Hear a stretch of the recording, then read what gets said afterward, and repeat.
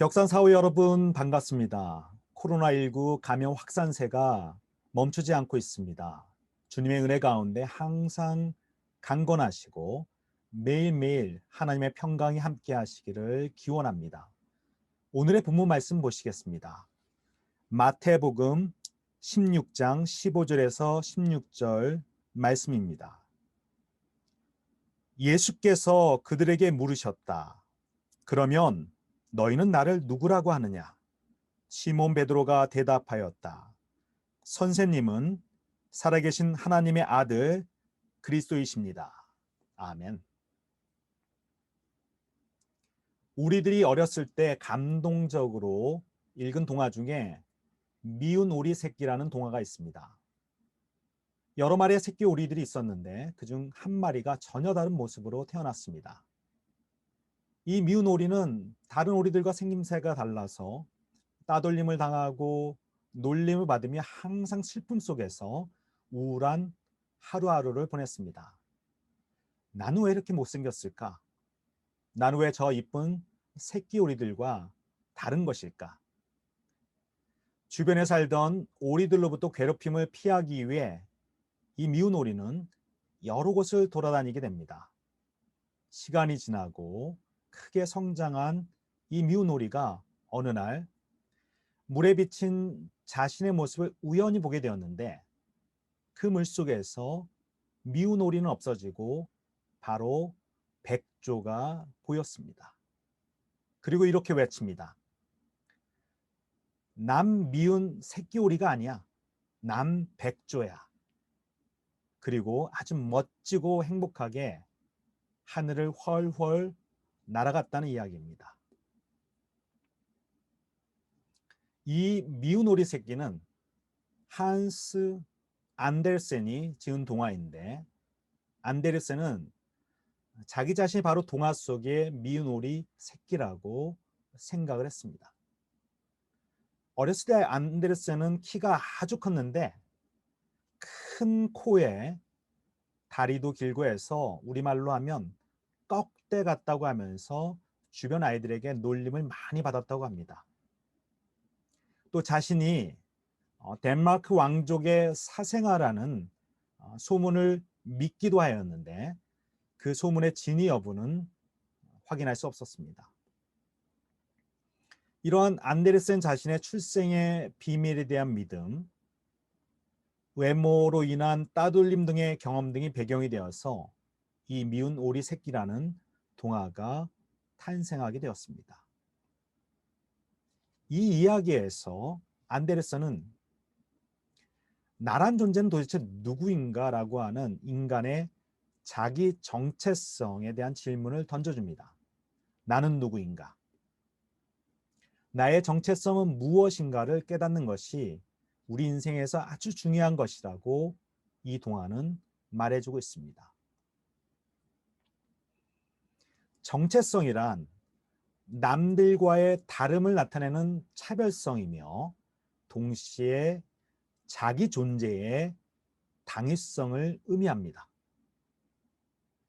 나는 누구인가라는 정체성에 대한 질문은 우리의 삶에서 너무나 소중하고 아주 핵심적인 질문입니다.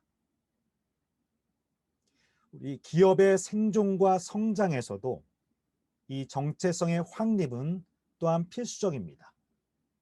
기업의 정체성은 그 기업이 사회 속에서 존재해야 하는 이유와 사명을 제시합니다. 기업이 자기 정체성을 제대로 갖출 때 바람직한 기업 문화가 조성됩니다. 바르게, 다르게, 다함께라는 우리 벽산의 경영 이념은 벽산의 기업 정체성을 아주 잘 요약해주고 있습니다. 예수 그리스도를 믿는 그리스도인들은 또한 그리스도인으로서의 기독교인으로서의 정체성을 가집니다. 정체성은 관계에 의해서 결정이 됩니다. 우리 그리스도인의 정체성은 무엇보다도 예수님과의 관계에 의해서 결정이 됩니다. 미운 오리 새끼의 정체성은 출생의 비밀에 의해서 밝혀집니다. 반면에 기독교인의 정체성은 예수님과의 관계에 의해서 정해집니다. 제자들과 함께 복음을 증거하던 예수님이 어느 날 제자들에게 이렇게 묻습니다. 너희는 나를 누구라고 생각하느냐? 예수님이 도대체 누구인가? 예수님은 우리에게 어떤 분인가? 이것은 예수님의 정체성에 대한 질문입니다. 이 질문에 대하여 베드로가 아주 유명한 고백을 합니다. 예수님은 바로 살아계신 하나님의 아들이시고 예수님은 그리스도, 곧 세상의 구원자라고 고백을 합니다. 예수님의 정체성에 대한 질문은 바로 예수님을 믿고 따르는 우리 자신의 정체성에 대한 질문이기도 합니다. 예수님을 믿고 따르는 우리는 누구이고 우리는 어떻게 살아야 하는가?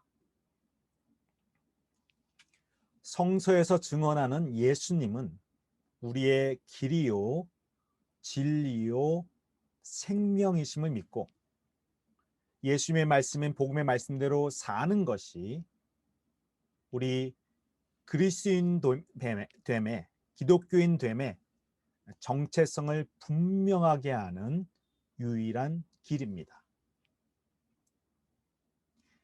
우리가 누구인가라는 정체성에 대한 질문은 우리의 삶에서 너무나 핵심적인 것이기에 우리의 길을 방해하는 사탄이 가장 관심을 갖는 부분이기도 합니다. 복음서에서 예수님께서 공생애를 시작하기 전 40일간 금식하시고 사탄에게 시험을 받는 장면이 나옵니다. 이 시험 이야기에서 사탄은 예수님을 유혹하여 돌을 빵으로 만들어 보아라. 성전 꼭대기에서 뛰어내려 보아라. 천사가 구원하는지 보자. 나에게 절하여 보아라 라고 시험을 합니다. 이 시험의 핵심적인 부분은 바로 정체성에 대한 질문입니다. 사탄이 예수님께 이렇게 묻습니다. 마태복음 4장에 있는 말씀입니다. 내가 하나님의 아들이거든 이 돌들에게 빵이 되라고 말해보아라. 내가 하나님의 아들이거든 여기 성전 꼭대기에서 뛰어내려 보아라. 사탄은 예수님에게 내가 하나님의 아들이거든 라고 하면서 예수님의 정체성을 따져묻고 있습니다. 내가 하나님의 아들이거든 기적을 행해 보아라.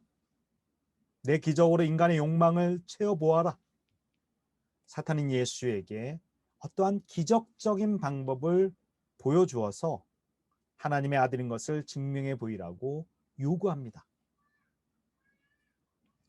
이에 대하여 예수님은 성서의 말씀을 인용하며 이 시험을 이겨내십니다. 사람이 떡으로만 살 것이 아니라 물질로만 살 것이 아니다. 하나님의 입에서 나오는 말씀으로 사는 것이다. 주 너희 하나님을 시험하지 말아라. 예수님의 예수님 되심, 예수님의 정체성의 핵심은 바로 십자가의 길에 있었습니다. 십자가의 사랑이 있었습니다. 예수님은 돌로 빵을 만드는 기적으로 하나님의 아들인 것을 보여주는 게 아닙니다. 십자가의 사랑을 통하여서 그리고 부활의 능력을 통하여서 예수님 자신이 하나님의 아들이시고 그리스도 즉 메시아 구원자인 것을 보여주고 계십니다. 이러한 이유로 예수님을 구원자로 고백하고도 예수님의 십자가의 길을 막아섰던 베드로는 예수님으로부터 사탄아 내 뒤로 물러가라. 너는 나에게 걸림돌이다. 너는 하나님의 일을 생각하지 않고 사람의 일만 생각하는구나 라는 책망을 듣게 됩니다. 사탄적인 생각은 바로 우리 정체성을 이상한 곳으로 이끌고 가는 데 있습니다. 십자가의 계의를 구하지 않고 인간의 뜻과 인간의 욕심을 구하는 그 순간 우리 기독교인의 정체성은 어그러지고 마는 것입니다. 예수 그리스도를 따르는 우리 크리스찬, 우리 기독교인의 정체성의 핵심도 바로 여기에 있습니다. 예수님을 따르는 십자가의 삶 속에 그리스도인의 정체성의 정수가 있다는 것을 깨달으시고 그 깨달음대로 살아가시는 우리 벽산 사후 여러분 되시기를 주님의 이름으로 기원합니다. 함께 기도하시겠습니다. 사랑과 은혜의 주 하나님, 저희들이 예수님을 살아계신 하나님의 아들이요 세상의 구원자, 우리의 구원자로 믿게 하시니 참으로 감사드립니다. 우리 벽산 사우들, 기독교인의 정체성의 본질은 예수님께서 가신 길, 십자가의 사랑의 길 속에 있음을 깨닫고 우리도 주님을 따라가는 가운데 하늘의 큰 복을 누리게 하여 주시옵소서. 예수님의 이름으로 기도하였습니다. 아멘.